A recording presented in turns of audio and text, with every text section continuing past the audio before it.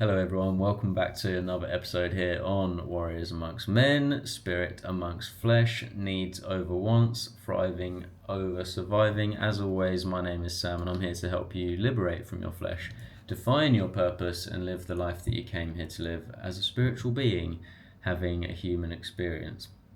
And today, my friends, I'm going to be talking about depression. This is probably one of my favourite subjects, although you can't really say that, can you? Because it's a depressing subject, you know. But it is my favourite subject because it's what got me into spirituality in the first place. You know, I was going through a dark time in my life where external events got too much for me, and I just didn't know how to handle it. I didn't have any guidance around me or anything like that. You know, I grew up without a dad in my life, so I very much had to become my own dad and learn how to look after myself. And as I got older and got more responsibilities and didn't have the guidance to get through these situations, I had to learn how to develop my own mind and evolve myself so that I would become strong enough to handle things and become a capable man in my life. You know, but I went through a time where the pressures got too much for me, and that's really what the word depression means. It's depressed, it's pressing down upon you, and the pressures of life are pressing down upon you to the point where your internal will gives up. Your internal will and drive gives up. That internal light, the light that you project into the world that comes through you, is diminished, and you just feel empty and lost, and you got no energy, no drive. You don't know really what you want to do, where you're going, and blah blah blah. And it's not a very nice state, but without the darkness you wouldn't see the stars. And remember, the word depression, it also means without light. So without the darkness you wouldn't have the light. So these I believe that depression is a very much a spiritual thing, because your body goes into a state of deep rest, right?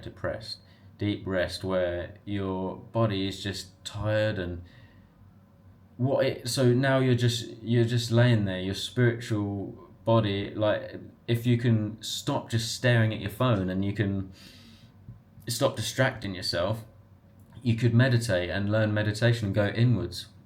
Maybe your body's tired, so now go inwards, you know. And the word divine means dive in, right? So you start to go inwards more. So I do believe depression is quite a spiritual thing. You hear people like Andrew Tate say, well, you're just depressed because your life's shit. And that is understandable. And as a life coach, obviously my job is to help you.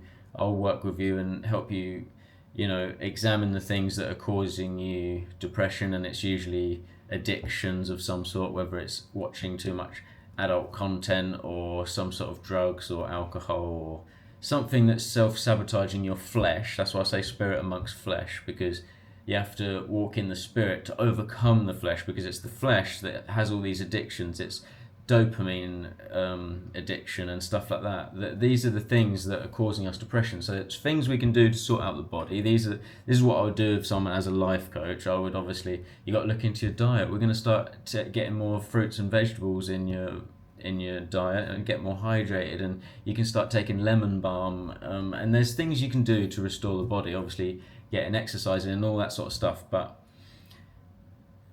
how do you do that if you've got no energy and you're tired and you're depressed? Because you know all these things, you know how to take care of yourself. Sometimes you might need someone to help you organize it and maybe help you be accountable. That's what I would do as a life coach. I'll be there with you every step of the way to make sure that we stay accountable and do these things, of course. But what got me into shamanism and the spiritual perspective of it is, like, how do you even get the energy to get up? Because you've got no light, because you're depressed, right? Without light.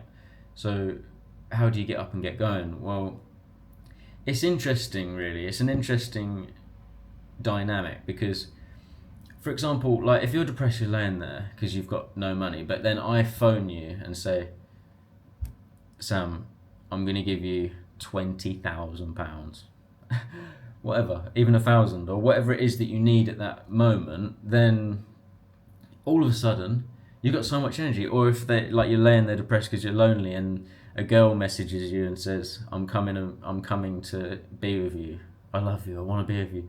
Oh, all of a sudden now you can get up and you can go to the gym and you can do all these things. So all of a sudden the lights come back, because that you, because of this external thing, nothing's changed. Nothing's changed. All that's changed is now you've got a motivation, you've got a why, you've got a reason to get up and get going.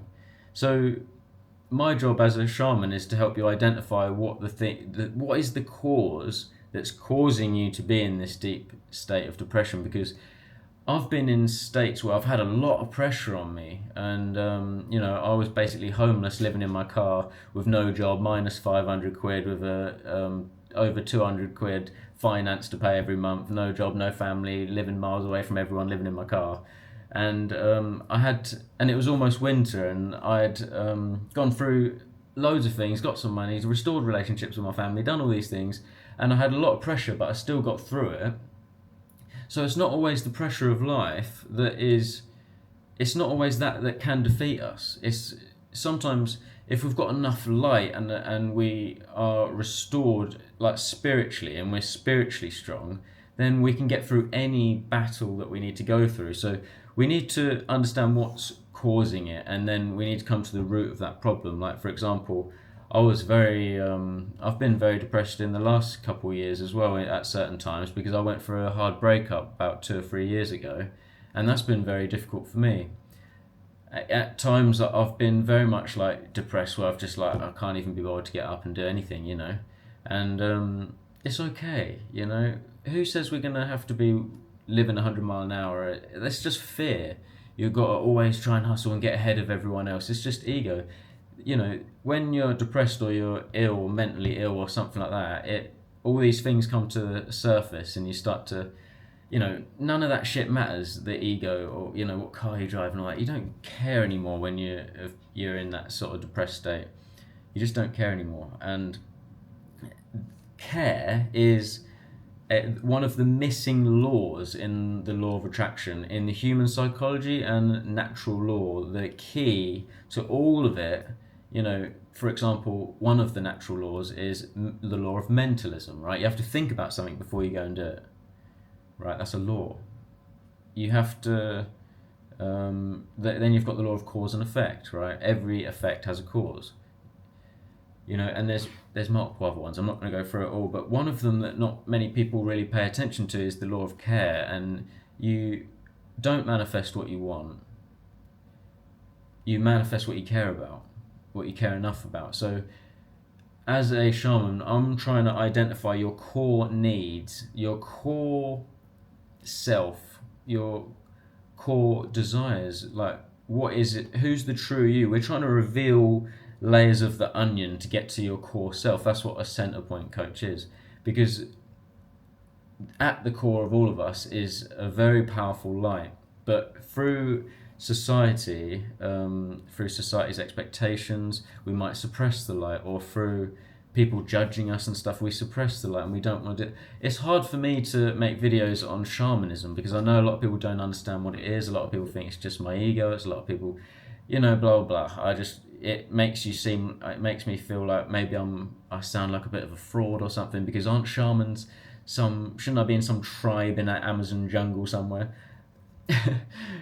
But in reality, we are spiritual beings having a human experience. So I couldn't just be a life coach and it is because I don't view the world in just a physical term, and I didn't agree with just the approaches of being a life coach. I love all of it as well. Like, I help people set goals and things like that, but I also realize and remember Nikola Tesla saying, if you want to understand the universe, think in terms of energy, frequency, and vibration. So the lens that I view reality through is a spiritual lens. It's through viewing things as energy, and the energy I'm trying to cultivate in my client before we start planning goals and all that sort of stuff is, we've got to release the past, whatever it is that's been damaging us. So I might have my client do a ritual. So I would say, for example, if we're letting go, for me, when I was going through that hard experience of a breakup, I would get a notepad and a pen, and I'd go to a sacred place like a forest or something, or by a lake, or wherever that might be in nature, and I'd be on my own. I wouldn't bring my headphones or my phone or anything like that, and I would do a letter burning ritual where I'm writing a letter to that person, or maybe I'm just releasing whatever it is into this letter, because I don't need to speak to that person in order to release them. You know, for example, if someone's passed away and you regret not being able to tell them something, and that can make you depressed, you can connect with them through this letter ritual, and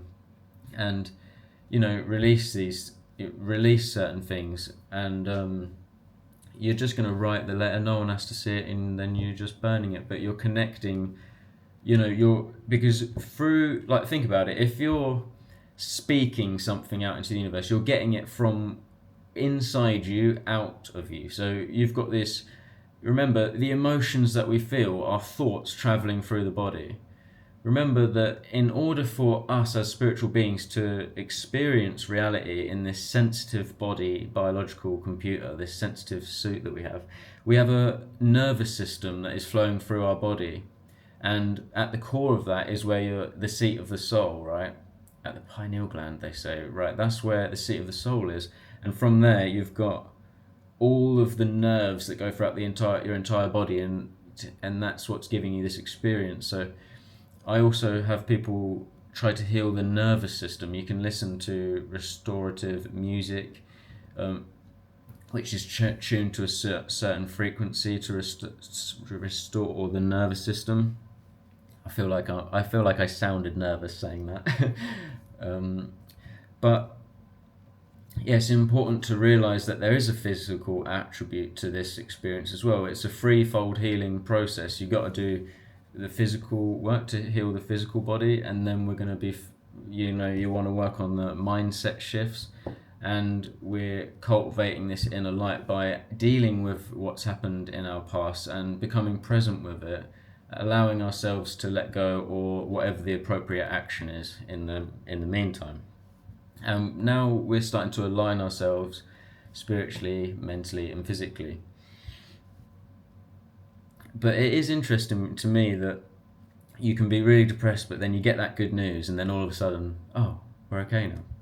So this shows us that the light comes from within, and we can change it at any time. Because remember, emotions are thoughts traveling through the body, and then that's all getting caught in your nervous system and stuff. So writing a letter down, for example, you're releasing these emotions now out of the body and onto this paper. Now you can see it outside of yourself rather than just seeing it all in your mind and allowing it to confuse you. And now we can even start to organize our minds in this way and start to put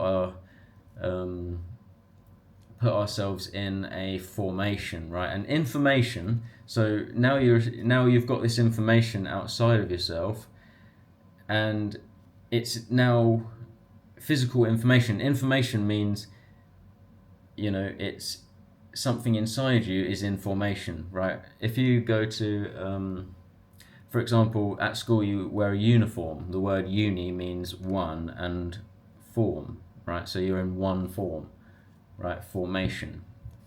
And information puts your cells in formation. So you want to be careful of the information that you're surrounding yourself with, the music you're listening to, and the adult content maybe that you're watching, and even drugs, foods, anything that is coming in through your senses is all information that is affecting your nervous system, and now it's affecting your reality. So we're going to have to put a stop to the negative shit coming into the system, because it's like a mirror, right? Whatever comes in is going to go out. But also remember that the power stops with you. The circuit can be changed with you.